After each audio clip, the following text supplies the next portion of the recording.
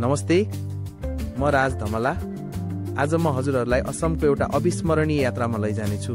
आसामको भौगोलिक अवस्था, प्राकृतिक सौन्दर्य, विभिन्न जनजातिहरूको संस्कृति, खानपानका बारेमा विस्तृत रूपमा जानकारी दिनेछु। साथै आसामका प्रमुख पर्यटकीय स्थलहरू जस्तै कामाख्या मन्दिर, ब्रह्मपुत्र नदी, माजुली द्वीप जहाँ विश्वभरबाट मानिसहरू घुम्न आउँछन्, एक सिङ्गे गैंडाका लागि प्रसिद्ध काजीरंगा राष्ट्रिय निकुञ्ज र विश्व प्रसिद्ध आसामको चियाको बारेमा पनि बताउनेछु।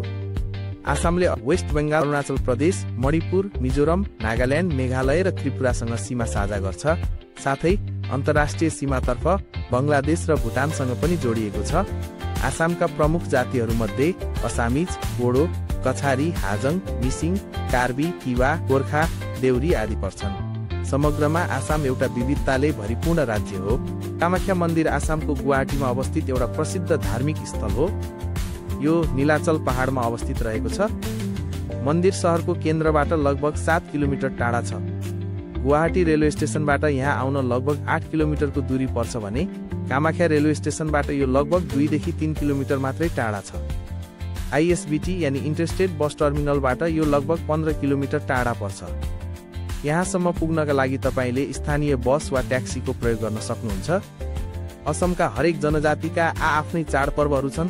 बोडो जनजातिले बैशागु अप्रिलमा, राभाले बैखु मे जुनमा, कार्बीले रोङ्कर अप्रिलमा, मिसिङले अलिआई लिगाङ फेब्रुअरी मार्चमा, अहोमले मे ड्याम मेफी जनवरीमा र गोर्खाले दशैं तिहार अक्टोबर नोभेम्बरमा मनाउँछन्। तर सबैभन्दा मुख्य चाड बिहु हो र बिहु 3 प्रकारका हुन्छन्। बोहाग बिहु यो अप्रिल महिनामा मनाइन्छ र यो बाली काट्ने, फसल भित्र्याउने चाड हो। काती बिहु यो अक्टोबर नोभेम्बरमा आउँछ र यसलाई खेतहरूको रक्षाका लागि मनाइन्छ। माघ बिहु यो जनवरी महिनामा हुन्छ र यो मकर संक्रान्तिको समयमा मनाइन्छ, जसले बाली काट्ने कामको समापन गर्दछ। यसका अतिरिक्त असममा निम्न प्रमुख स्थलहरू छन्। काजीरंगा राष्ट्रिय निकुञ्ज, काजीरंगा नेशनल पार्क यो एक विश्व सम्पदा स्थल हो र यहाँ एक सिंह भएको गैंडा वन हर्न राइनोसरसको लागि विश्वभर प्रसिद्ध छ। मानस राष्ट्रिय निकुञ्ज, मानस नेशनल पार्क यो बाघ आरक्ष्य टाइगर रिजर्भको लागि प्रसिद्ध छ। माजुली यो ब्रह्मपुत्र नदीमा अवस्थित संसारको सबैभन्दा ठूलो रिभर आइल्यान्ड हो र यो आफ्नो संस्कृति तथा प्राकृतिक सुन्दरताका लागि प्रख्यात छ। असम चियाको इतिहास औपनिवेशिक समयदेखि सुरु हुन्छ। ब्रिटिसहरूले यहाँ चियाको खेती थालेका थिए, तर असम चियाको विकासमा महत्त्वपूर्ण योगदान पुर्याउने श्रेय यहाँका आदिवासी समुदायलाई जान्छ। उहाँहरूको कौशल र कडा परिश्रमले असम चियालाई विश्वमा चिनाउन मद्दत गर्यो। आज असमको प्रत्येक घरधुरीमा चियाको खेती फस्टाएको छ।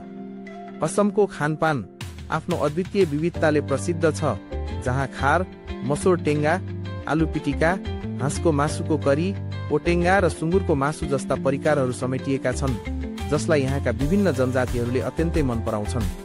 यदि तपाईँ मेरो भिडियो असम बाहिरबाट हेर्दै हुनुहुन्छ भने अवश्य असम घुम्न आउनुहोस् र यहाँको तपाईँको यात्रा अविस्मरणीय हुनेछ। भिडियोमा अन्तसम्म बनिरहनु भएकोमा धेरै धेरै धन्यवाद। यस्तै जानकारीमूलक कन्टेन्टहरू हेर्नको लागि channel Raj Dhamala A to Z लाई लाइक र सब्स्क्राइब गर्न नबिर्सनुहोस् है।